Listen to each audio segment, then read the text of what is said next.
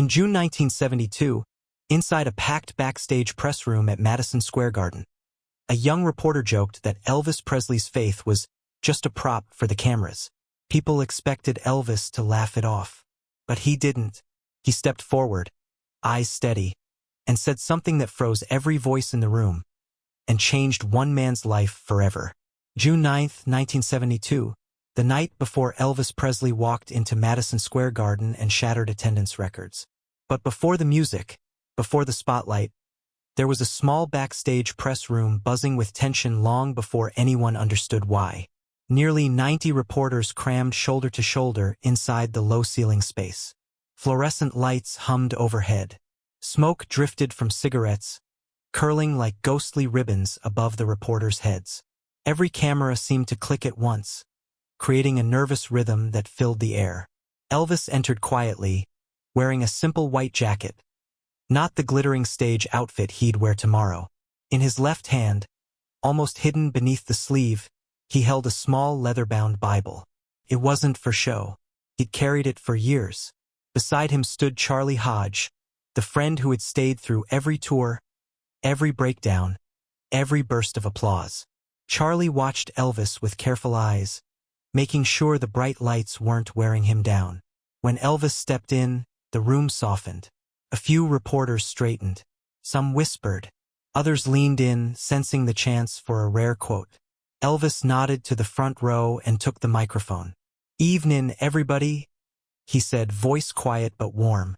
The room responded with a soft murmur, respectful, expectant. But in the second row sat a man who wasn't here for respect. Eddie Lang, a rising columnist from New York, tapped his pen against his notepad with an arrogant rhythm. He had a smirk that seemed glued to his face. Eddie didn't come for answers, he came for headlines. And he believed he had the perfect way to get them. Elvis began answering questions about the tour, the rehearsals, the crowd size expected for tomorrow night. He spoke gently, never rushing. Reporters scribbled down notes, capturing every detail. But Eddie didn't write a single word. He just waited. As Elvis spoke, the room grew oddly peaceful. The reporters seemed calmer in his presence, almost respectful. Even the clicking cameras slowed, like the room was sinking to his heartbeat. And that's when Eddie decided to strike. He sat up straighter, cleared his throat, and raised his hand. The moment felt strange, too sharp, too sudden. Charlie noticed it first. His shoulders stiffened. Elvis looked up and met Eddie's eyes, not yet knowing what was coming. But the crowd sensed a shift. Even the cigarette smoke seemed to pause in the air. Someone in the back muttered, "Who's this guy?" Eddie smiled as if the whole room belonged to him. He had come with a plan, not a question. The air tightened. A camera shutter clicked loudly, echoing in the space. Elvis didn't flinch, but something in his expression changed. Just a flicker, like a shadow crossing a light. All around them, reporters leaned in. Eyes narrowed. Pens hovered above paper. It felt like the room was holding its breath. What happens when someone challenges the one thing a man holds sacred? And what do you do when the world wants a show instead of the truth? The tension rose so quickly that even the hallway outside fell quiet. Eddie's smirk widened. The atmosphere shifted from curiosity to danger. Every reporter could feel it. And then Eddie raised his hand, and the air changed. Eddie Lang didn't wait for permission. The moment Elvis nodded toward him, Eddie rose halfway from his chair, his voice slicing across the room before anyone else could speak. "Elvis," he called out, loud enough to bounce off the brick walls. "How much of this religion thing is real, and how much is just good show business?" A few reporters snorted under their breath. One pretended to cough to hide a laugh. Elvis blinked slowly, as if replaying the question in his mind to make sure he'd heard it right. Charlie Hodge stiffened behind him, his eyes narrowing at Eddie's smirk. The air thickened instantly, heavy and awkward. Elvis didn't answer right away. He shifted the small leather Bible in his hands, running his thumb across the worn edge, the way someone touches something precious when they're unsure what comes next. "Is that meant to be funny?" he asked softly. But Eddie wasn't done. He leaned forward, elbows on his knees, and raised his voice even higher. "Come on, King. You sell records, concerts, miracles. But do you really believe in any of it? Or is it just part of the act? A few reporters exchanged nervous looks. One whispered, "He didn't just say that." Another pressed a hand to her mouth. The fluorescent lights buzzed louder, as if reacting to the rising tension. Elvis inhaled slowly. He didn't look angry. That almost made the moment scarier. Elvis simply stared at Eddie with a calmness that felt heavier than shouting. "You trying to embarrass me in front of these folks?" he asked. His tone wasn't sharp, but the room flinched anyway. Eddie shrugged, pretending not to feel the weight of 90 sets of eyes watching him. "I'm just asking what everyone's thinking," he replied. A low murmur spread through the crowd, but it wasn't agreement. It was discomfort. Reporters weren't used to this kind of confrontation. They came for easy questions, easy smiles, a quick quote they could use in tomorrow's papers. But now they were witnessing something raw, something that didn't fit inside a headline. Cameras went still. Charlie took one cautious step forward, ready to intervene if needed. He knew Elvis's patience was deep, but not endless. The room felt like it was shrinking, walls inching closer with every heartbeat. Even the cigarette smoke seemed to pause. Elvis stepped closer to Eddie, closing the gap until only a single microphone divided them. "You think faith is a costume?" he asked quietly. Eddie opened his mouth, but nothing came out. He hadn't expected Elvis to step toward him. He definitely hadn't expected the gentle tone. A reporter near the door whispered, "Is he about to walk out?" Another replied, "No, something's coming." The tension pulsed. It felt like the whole building was waiting for the next word. Even the hallway outside fell silent. Elvis finally spoke again, but he didn't speak to Eddie, he spoke to the entire room. "A man's belief isn't something you poke at for sport," he said. His voice was steady, quiet, but it carried to the back wall like a soft echo. Reporters sat frozen, pens suspended midair. Eddie's smirk faded, replaced by something unsure. Still, he forced another jab. "So you're saying it's all real?" he muttered. The words sounded much smaller this time. Elvis looked at him. Not angry, not hurt, just honest. "I'm saying there are things you don't mock until you understand them." The room shifted. A young photographer lowered his camera, whispering, "I've never seen him talk like this." Another glanced toward the door as if someone might burst in and stop the moment. The lights flickered suddenly. Elvis set the Bible gently onto the table beside him. It made a small sound, but it landed like thunder in every heart watching. And Eddie realized he wasn't in control anymore. Elvis was. And the next thing he said would flip the room upside down. The moment Elvis set the Bible down, the room changed temperature.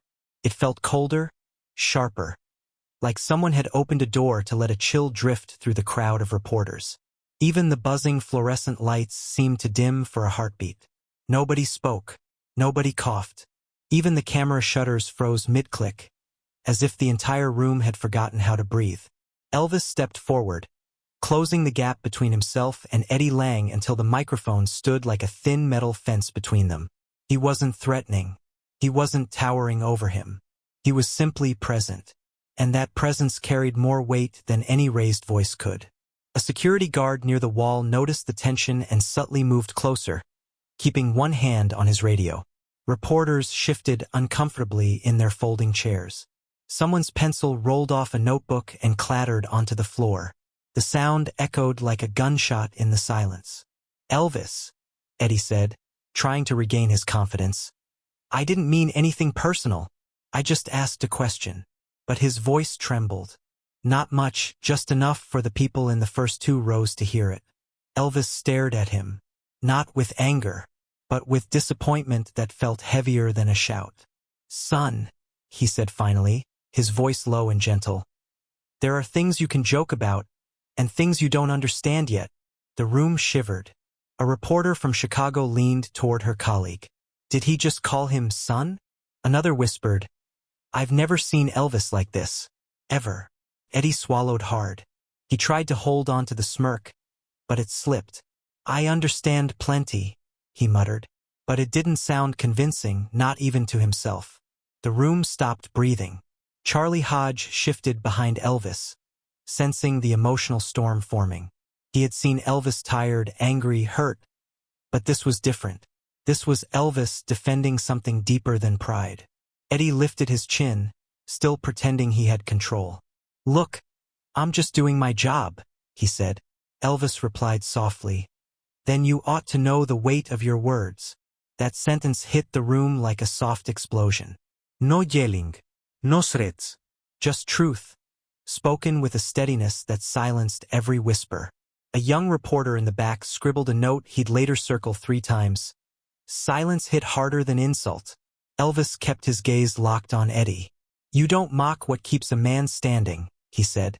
The sentence came out smooth, quiet, but full of something ancient and unshakable.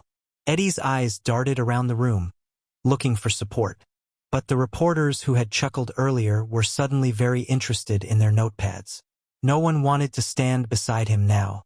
A mid-hook moment surfaced naturally, gripping every set of eyes. Everyone expected Elvis to walk out, but instead, he stepped closer. Eddie's throat tightened. This wasn't the reaction he'd prepared for. He thought Elvis would smile, deflect, or make a joke.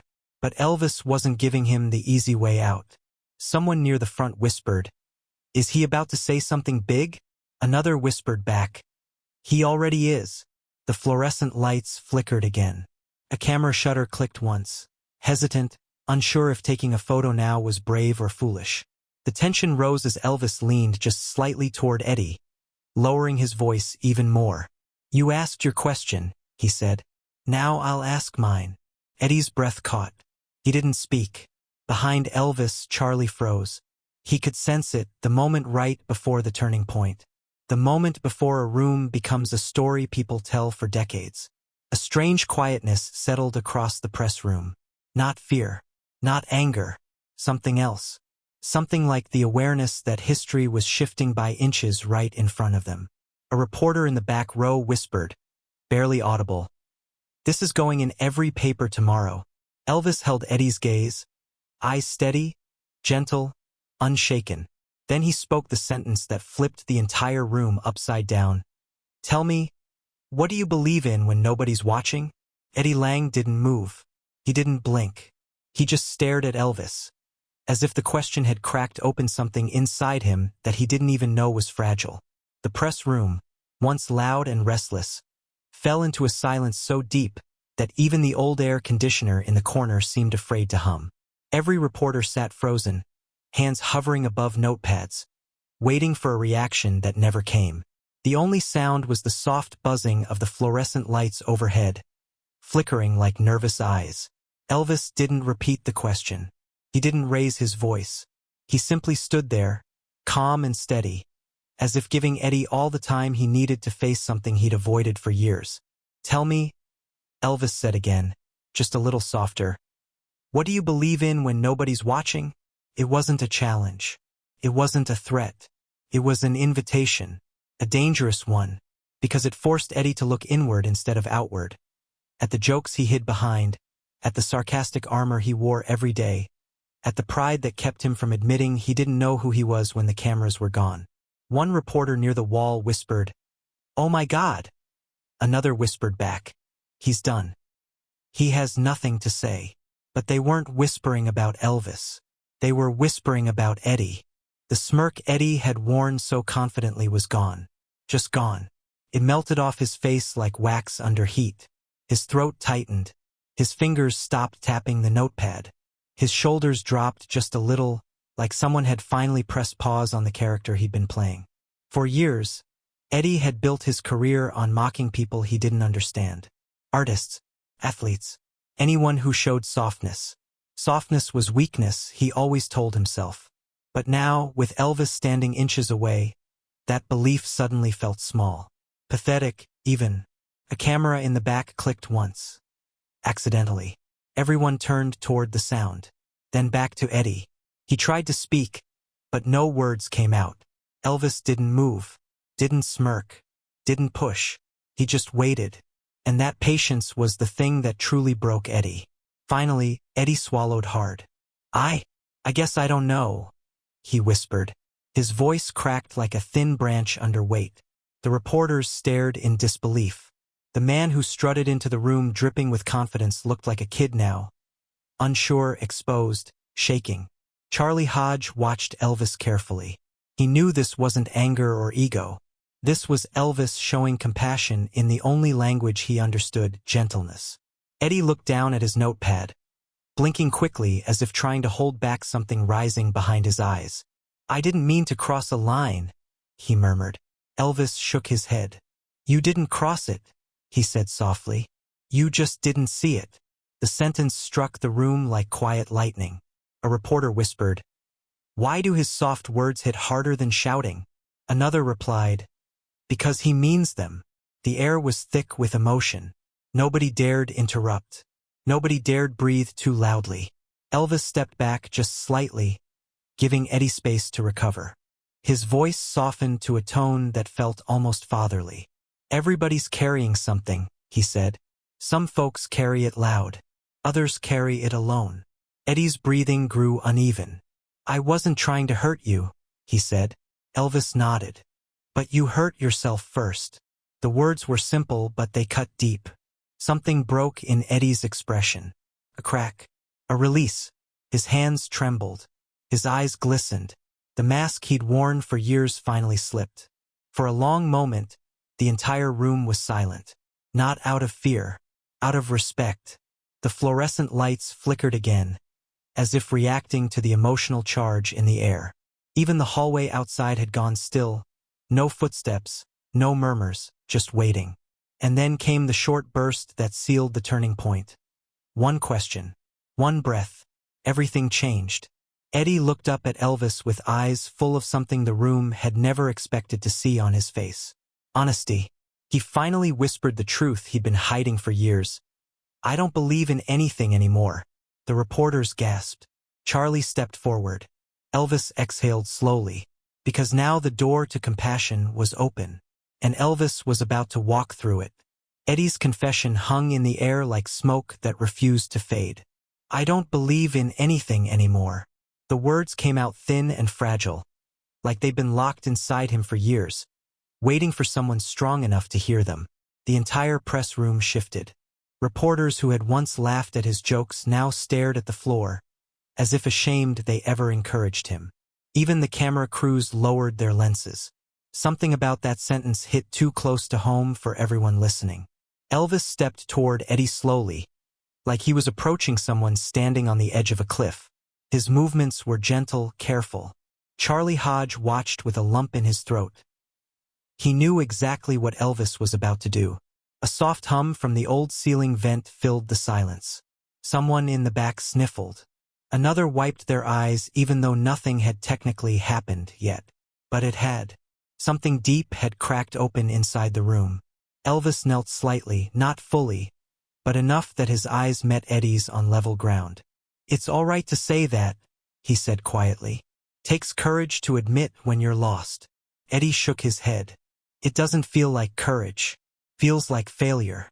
Elvis smiled softly. "Failure's just a word folks use when they don't see the whole road." Eddie blinked fast, eyes shining. He looked nothing like the confident reporter who'd walked in earlier with a smirk and a plan. He looked like a man carrying years of unanswered questions. Silence stretched. Then came a shock line. The smirk finally died. Elvis placed a hand on Eddie's shoulder. The gesture was small, but it hit the entire room like a warm wave. "You asked me if I believe what I preach," Elvis said. "Well, I do. But not because I'm perfect."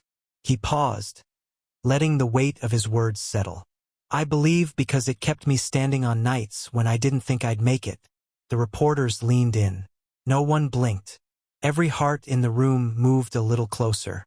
Eddie swallowed again. "How do you do that? How do you hold on to something you can't see?" Elvis chuckled softly. "Same way you hold on to hope. Same way you hold on to breath. You don't see it, but you feel it keep you alive." That sentence hit Eddie so hard he had to close his eyes. Charlie watched from behind Elvis, remembering late-night talks with the king about fear, loss, and the pressure of being an icon. Elvis always carried his faith quietly, never as a shield, never as a weapon.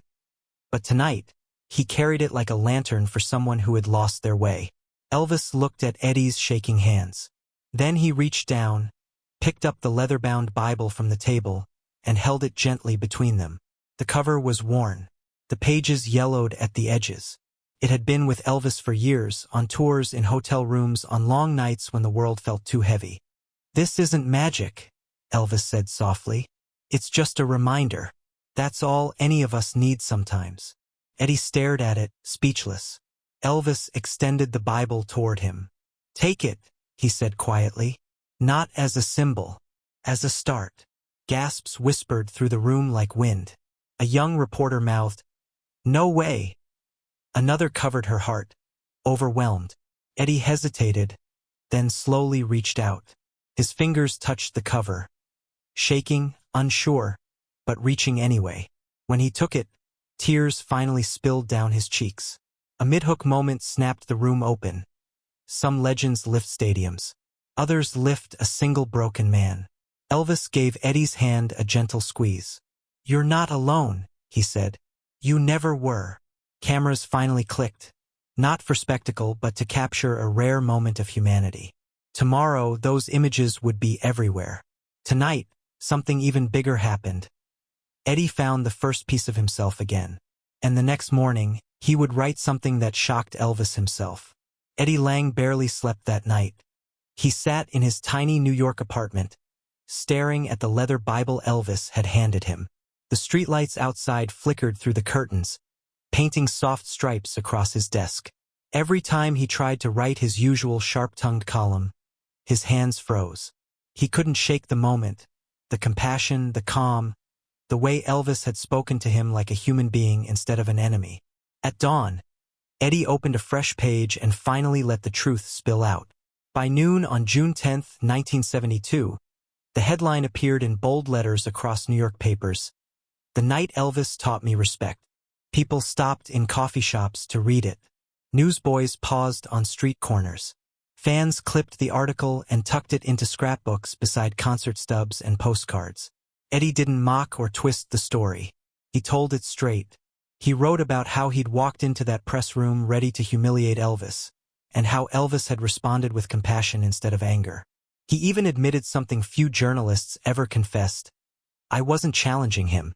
I was hiding behind my own emptiness." The honesty shocked readers. It shocked reporters. And most of all, it shocked Elvis. Charlie Hodge brought the paper to him that afternoon. Elvis read the column slowly, lips parting just slightly at certain lines. When he reached the end, he whispered, "He didn't have to write this." Charlie smiled. Maybe he needed to. A shock line hit the moment. Grace had changed a man more than criticism ever could. Within days, churches across New York quoted Eddie's words in Sunday services. Fan clubs shared copies of the article, passing them around like rare treasures. Even a bootleg tape from a reporter's coat pocket, capturing Elvis's gentle voice saying, "What do you believe in?" began circulating quietly among fans. People who'd never cared about Elvis's interviews suddenly saw a side of him they didn't know existed. And years later, in 1989, the Madison Square Garden staff added a small bronze plaque outside the old press room. It read, "Where Elvis answered mockery with grace, June 9, 1972. Visitors touched it for good luck." Tour guides pointed it out. Some fans cried when they saw it, because the story wasn't just about Elvis. It was about what kindness can do when the world expects conflict. It was about how one gentle sentence can ripple through decades. And yet, there was still one more truth waiting quietly at the end of this story. A truth only Elvis himself could reveal. For weeks after the article spread across the country, people expected Elvis to respond publicly. Reporters asked him about Eddie Lang during radio interviews, during rehearsals, even outside hotel entrances. But Elvis always gave the same gentle answer. "I'm glad he found something honest inside himself." He never bragged, never hinted at what he'd done. He treated it as a small moment, not a headline. In a quiet interview months later, a journalist asked Elvis why he handled Eddie with kindness instead of anger. Elvis thought for a long moment, eyes lowered, thumb rubbing the edge of a worn guitar pick he kept in his pocket. Then he said something that would be quoted for decades. A man's faith isn't measured by how loud he talks, but how gently he stands. The interviewer didn't speak for several seconds. The room felt soft, like it was holding the weight of those words. Elvis continued, "Anyone can shout. Take strength to stay calm when someone tries to shake you." It wasn't a sermon. It wasn't rehearsed. It was just truth. Years later, fans visiting Madison Square Garden would walk past the bronze plaque outside the old press room. Some touched it lightly. Some paused for a photo. Some whispered their own quiet beliefs, hoping the moment would stay with them. What do you stand for when nobody's watching? And who might you help without even realizing it? The story of Eddie Lang and the King didn't become famous because it was dramatic. It became famous because it was human. A reminder that kindness, delivered at the right moment, can change the direction of a life. Because some legends aren't built. They're revealed. If the story moved you, share it with someone who still believes small moments can change a life. And if you ever witnessed Elvis show kindness in an unexpected place, tell your memory below. Your story might be the reminder someone needs today.